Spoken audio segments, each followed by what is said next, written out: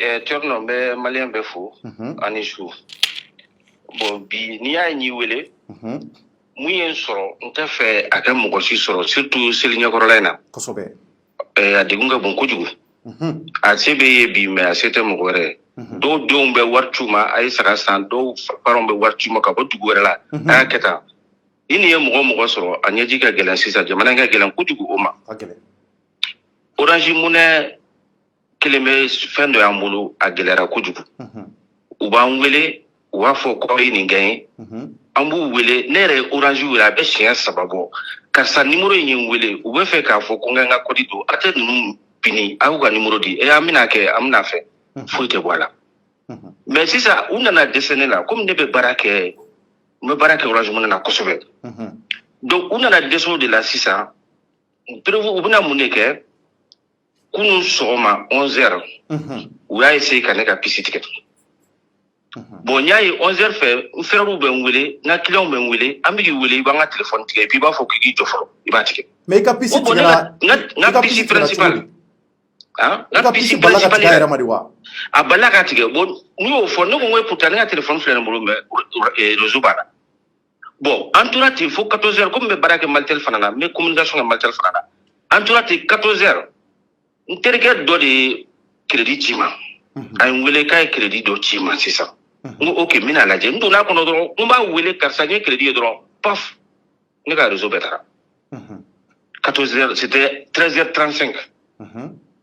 bon ni nga du jean wele ngone ga téléphone orange tale no mais au betabi al ni mo wolo tabi mais ngo mu ne be ngi senega problème tan ga téléphone pisila o nga na ga téléphone ni orange wele 7400 yu wele ka laje pour ka wala ngone ga pisi numéro ni ate nyama a réseau betara u ko makuno ga pisi est-ce que avec téléphone mo na kaya a nega téléphone iPhone 11 Pro Max 12 Pro Max c'est très difficile aucun problème sur la clé donc c'est ça mais pisi bon ma do mo gara kana tigere ma do nga du jenga numéro la balaje anya do fana la ya sur réseau tara cheko ko bo muno ibe que me diga demsen doma abta agence la droit biga pisi fallait ta sur la dati bana mo pisi dati ke bakao on est communiquer ne c'est que 85 appels reçus par jour o ga gelene ngo bo comme abse ga pisi ma charama ou bien problème charama abse ga c'est fort possible ne mangu ne que me di ndingan matarakata pisi fallait atra pisi fallait la ko abse ga fallait agence mu ga suna antrai ou pisi fallait ka fone dinga ka kana pisi utiliser ko 30 minutes bo yanne dinga ka signere bora ka tanga chidola donne na fo 16h5 nyona ne na so dinga ni pisi blalme no mo putam mo ko baba nga pisi na janga dun dunare nya do de la kata so appel mo mangwa ka 35 appelé message bu ga jigi bo nye wala grand sœur do be ko appel chara la quoi directement ni grand sœur wala do appel duna no nga pisi sona femena na bon au comme meilleur de la système mais faut que tu fasses nyama ka ni chimare ok mina warchi ma 500 parce que nous donc 281 000 quelques dik maneku wa bidu donc wa chima 100 wa bidu ani wa wolon vlani ndoni kama dabaron baka d'accord mo ma chima 100 ne duna kono ka code secret adron kono ka code secret mai ngo ne fila ni sigina kan tuni nga code secret mai ngo ngo tsigake nkla ka c'est troisième fois ko ni sigina kan dro ko nga code bloqué ok yo orange wala fun 400 euros oh aw inga pisi tugu mais nga code manade ngo ka mai jo ko kono do est-ce que était à réinitialiser ok nga be ka tugu da anya fo nyakiti uko ko nga code kurado ni code kurado ni grand sel ga numéro ta ngo warchama kuno ko nga warta bo warta bo kwa no sigake oro belan sigina tugun chorno ka nga konti de vérifier jolle ba kono kata soro 0 francs ba fufalaki we abeche juni abeche obo o sisa ça c'est très ni ko do mu amamu famu oro bela ni orange wele tukuni obo ayina pisiti ko bela chema mais war fo itenga konti fana kono tuni mais ko pisiti ko wali to yana ngata yoro jan iko ko iga pisiti mwa yela ko lu iga pisiti ke yu nyini nga dewa ou bien mu de kera parce que absa ga pour iga pisiti tigara wala ma mu ga pisiti tigara mo pisiti tigara sisa pisiti kula na dola mo ne ka war fo ta ko uko ko boito e to ngala jeta te ya machine ay ka telephone tu kula la ala ako ko me era diga warla bo e mo ka warla bo mo erjuma ko 14h ko me 14h ra so telephone pc ra tane bulu ha pc fo tane bulu ngone ka telephone kum dale me nga biro kono ne ntara chila fo musa bu ko fe o donc mo pc telephone ra kun tane bulu e pinga pc ko o de ka biro la mo ay agence mu fone sansa ne ka pc bo de ka biro la mo donc ni ne ka war bora ka agence de ne ka warla bo bono do sisa ijo war bora rom na era de ko duma kala bo ngone ko awo mo bo war bora rom na sika ka numéro jam ay saka numéro ta haja mo bo sisa qu'est-ce qu'on fait akoko non net sika wala ngi agent mo ko sika wuli mais ele bita police la carrément glan kata wuli mo bo mo songa no komi amalion de no muna ama anga ko kan no ko yare da mabolo directement ni numéro ta tro nya wuli ayata o kasa sama somo mo bon neti dona no era est-ce que ma fline ne ke gora don ba est-ce que ma fline ga warla ni ne ga warla bo sisan sa ko joli mo wa biduru ani wa wolon vlani ke mes wandoni me ede ma kasa black na labo comme te fe ga mo ko fo ede ma kasa black na labo mo kasa ga o ni ebe mi ko no kalebe zernina ni be zernina ka o mo kasa ni ala bo ngeto do akaba do okay ni ba do ngone ka war boran kune ngone te o donc sisa jago no net sika foi fatuni net sika mo to fon sika jam fon sika foi fo ni biga mo go biga wala en réalité agent mo biga wala bo orange mo pitini il est très honnête ako kasanga numéro simple friend ni nyere ka numéro privé e biga ngole muna war boro la o nga barakalay ngole nga numéro la mba make mba tiki do atiki ma janare mais tout mi fait tangi ni pour soumana ok ça c'est très simple oui voilà ni konkera c'est très simple oro bela ne très simple oui ni situation est fouina comme ne ka malteli est privé ne kla ka singa pitini wele maltela bo donc akoraka dobe o janamni o fana o nyogo mo sebeti o ne wele ko mais ibi kan doni asire mona iba wele numéro privé là do fana ba wele numéro inconnu na aba fo o très simple mo non ido la situation ne te do no faire feno de karanga fena mudi no fait mais et inconnu mo fo pour ne ta numéro privé o ko ne wele ka malteli wa et puis yene wele numéro mona ni fana ka orange de we warde tanku ako nodo ni posudo e pseka nga numéro di posuma kan wala e numéro di posuma ko se awele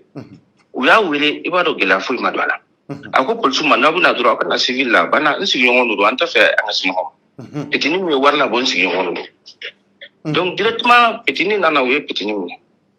una ni petini e 13e na we ne wele ntara boka seka zonfle mo bo sisa jonne wele ko aye mo wala comme pour jouer enquête le maclante mo ko trop fort mais c'est ça que moi je vais comprendre ne me fait un mundo wari jon dare ka pisi ereta ni ka pisi agence là ou que nga pisi fallait au pisi fallait ni de ou dona nga compte de kono agence là la mi de fond fait que ko don katla nga wari fana numéro don katla nga numéro e nga compte de fait code secret ko écraser ka code secret wala do la ka tenu wele ka numéro di tenu ma tawar la bo o lui a confirmé c'est le problème berni ni ya ne biga wele ka mi ga wele code la so ni biga mo ko chamana de be ante mu do orange ke tlaka orange era de ka code secret garder katla ko écraser ka war la bo ko na cherno ka ba ko de ni me besoro oui ne kelente de ni ka pisi tigra do ni ka war ba ko na ta déclarer war de ba ko na nga pisi ko ka ja ka war ko ka ja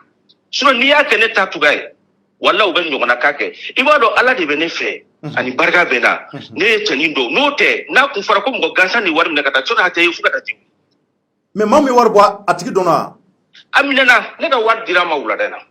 Allahu akbar akira chukudi ne ka tani minana mais tani minane sisa ibado tani uye petini bla il est innocent ata don u ga gerana dinuru mais be parce que pisi mbe mo ko wulon fla bon te fe ka mo ko to fo sino mo ko to dile orange mo ko to dile munu ya affaire ko donné no parce que mu we work la mu ne work la kla ka war la sigi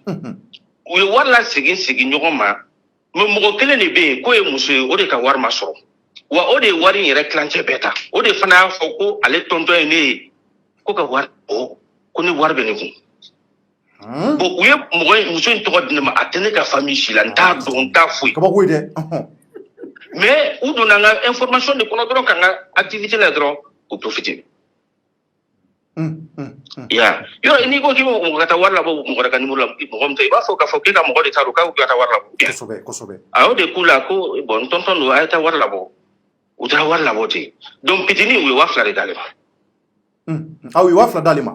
u ye 2000 d'a ma pitini filɛ ne ka 57 sara 2000 de kama ta a pitini minɛnen sa donc a yɛrɛ somɔgɔw de wari sara a somɔgɔw de wari sara parce que pitini bɛ yen fɔlɔ mais ne ka wari bɛ diyan parce que ne mago bɛ n ka wari la donc ne ka wari bɛ diyan mais pitini de bɛ minɛ sisan pour que ko ka enquête tɔ kɛ mais n'i y'a ne wele n bɛ k'i wele mun na n'a fɔra orange ɲɔgɔn agence olu de ka anw bila an ka wari garder a kɔnɔ ka tila ka o wari kelen k'i ka pisi tigɛ orange ma réagi ni orange wele n ka pisi tigɛra aw ma réagi orange n ka wari bɔra aw ma réagi et puis a bɔra aw yɛrɛ de ka fɛn fɛn o système olu bɛ dɛsɛ k'o ye tɛ nɔ ɲininkali gɛlɛn mɔgɔ min y'a kɛ olu bɛ dɛsɛ k'o ye k'a fɔ nin kodi bɔra nin yɔrɔ de la u bɛ dɛsɛ k'o ye ça veut dire que sécurité t'a la tuguni ne bɛ k'a fɔ mɔgɔw k'u hakili jumɛn la parce que ne yɛrɛ ne bɛ wariba bila kɔnɔ en réalité mais nin y'o bannen hali juru fara ne t'a bila kɔnɔ nin y'o bannen nin y'o bannen cɛ nɔ e bɛ k'i ka wari bila yɔrɔ min na n'a fɔra o bɛ bɔ e tɛ fɛn min kalama mais cɛ nɔ n'i taara kuba k'i la don min na c'est fini o yɛrɛ nɔ ye a b'an sen teliya wallahi cɛ nɔ ne yɛrɛ VIP de orange la tellement que ne bɛ baara kɛ orange la ne bɛ orange téléphone fɛ ni ne taara orange la ne ye VIP de client VIP minnu bɛ sigi fɛn kɔnɔna la e a tɛ tɛmɛ o kan mais i ko i ka kɔrɔfɔ la ko a ka ɲɔgɔn ye mɔgɔ i yɛrɛ kɛrɛfɛ mɔgɔ wɛrɛ sɔrɔ a ye mɔgɔ wɛrɛ sɔrɔ mais ce type là ko vraiment parce que ale ta kɛra ala tɛ 4 à 5 jours bɔ u ye 500 000 francs yɛrɛ de ta kɛ mais a ko ko n ka na a fɔ parce que u bɛ fɛ ka enquête daminɛ ale ta la ale ta c'est d'autres cas quoi donc a ko ko n ka a to yen c'est pas la peine mais u ye 500 000 francs t'ale kun donc ale y'a ka enquête daminɛ ale t'a sɔrɔ la dɔrɔn ale y'a ta daminɛ mais ne bɛ fɛ ka mun dɔn maa mun ye e ka nafolo ta i jufa kɔnɔ k'a ta ka bɔ a kɔnɔ 50,000 a bɛ baara kɛ Orange Money de la walima mun bɛ ta i b'a dɔn polisiw ka baara de don mais ne yɛrɛ bɛ se k'a fɔ n'i ye nin enquête di ne yɛrɛ ma ne b'a laso ne ka pisi taara di mɔgɔ min ma dɔrɔn ne ka wari tabaga n tɛ se k'a accuser direct la mais ne ka ko bɛɛ bɔra yen a bɛ se ka kɛ o de ye mɔgɔ wele dugu kɔnɔ parce que il paraît que mun ye weleli kɛ ko ka taa wari labɔ fo Amdala Yasi la mais ne ka pisi tugura Tudafik yɔrɔ de la agence bɛ cɛ ne bɛ mun faamuya nin na nin kabako dan ye vraiment komi an hakili to a yɛrɛ la n bɛ mun fɔ maliyɛnw ye orange ko in kɔni vraiment a nana tiɲɛni a bɛ ka tiɲɛni mun daminɛ sisan seli ɲɛkɔrɔla la ni mɔgɔ min hakili to yɛrɛ la a bɛ dɔ bila fu la dɛ u bɛ fɔ ko précaution ta la walasa mɔgɔw ka nafolo bɛ se ka lakana kosɛbɛ ka ɲali a bɛ fɔ parce que ni orange bɛ mɔgɔ ka kuma mais kun ne kumanen orange kun kan ka précaution ta hali ne ka wari sɔrɔli orange kun kan ka système dɔ yira n na mun bɛ se ka ne jigi tugun mais système jumɛn yira n na taa réquisition kɛ dɔrɔn ka taa déposer orange la ne ka téléphone tununa u ko ne ko kelen kɛ ne y'o ka kelen kɛ hali sini a ka ca 4 ans a ma sɔrɔ